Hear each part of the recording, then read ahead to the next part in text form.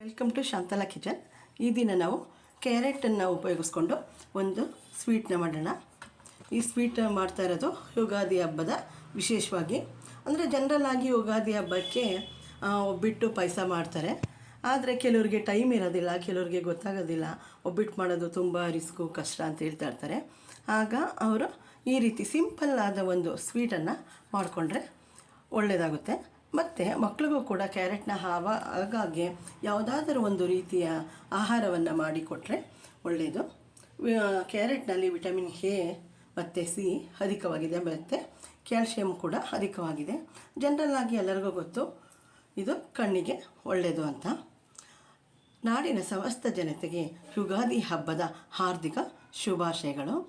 ಈಗ ಈ ಕ್ಯಾರೆಟ್ನ ನಾವು ಸಣ್ಣ ಸಣ್ಣ ಪೀಸಾಗಿ ಕಟ್ ಮಾಡ್ಕೊಳ್ಳೋಣ.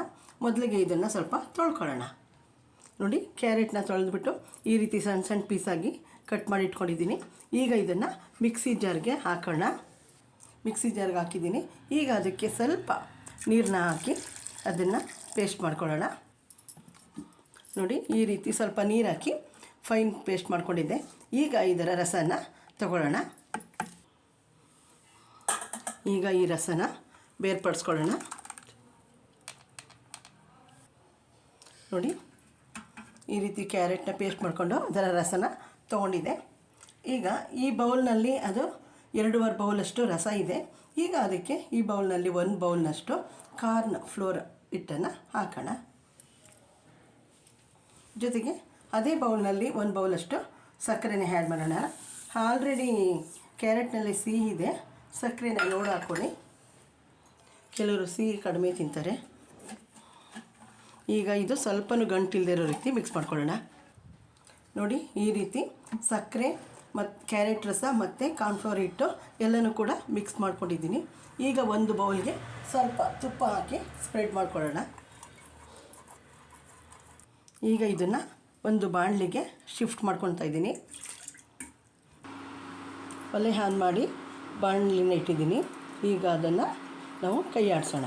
ಅಂದರೆ ಇದನ್ನು ಬಿಡದೇ ಕೈ ಆಡಿಸ್ತಾ ಇರಬೇಕು. ಸಣ್ಣ ಮೀಡಿಯಮ್ ಉರಿ ಹಾಕಿಬಿಟ್ಟು ಬಿಡ್ದೇ ಇದನ್ನು ಕೈ ಆಡ್ತಾ ಇರಬೇಕು. ಜಸ್ಟ್ ಒಂದು 4-5 ನಿಮಿಷಕ್ಕೆ ಇದು ಗಟ್ಟಿಯಾಗಿ ಬರುತ್ತೆ. ನೋಡಿ, ಇದು ಕೈ ಆಡಿಸ್ತಾ ಇದ್ದೀನಿ. 2 ನಿಮಿಷ ಆಯಿತು. ಈಗಾಗಲೇ ಅದು ಗಟ್ಟಿ ಆಗ್ತಾ ಬರ್ತಾಯಿದೆ. ಈ ಹಂತದಲ್ಲಿ ಇದಕ್ಕೆ 1 ಸ್ಪೂನ್ ತುಪ್ಪನ ಆ್ಯಡ್ ಮಾಡೋಣ.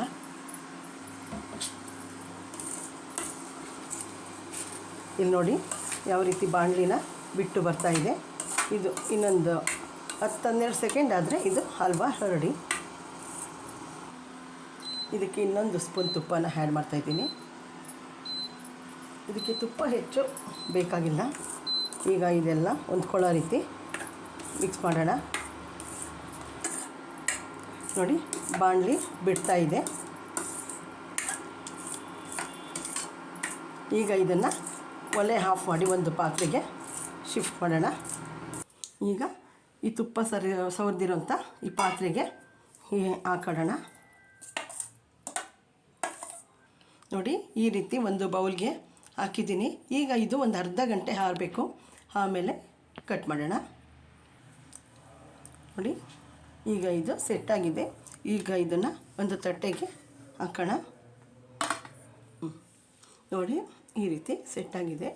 ಈಗ ಇದನ್ನು ಕಟ್ ಮಾಡೋಣ.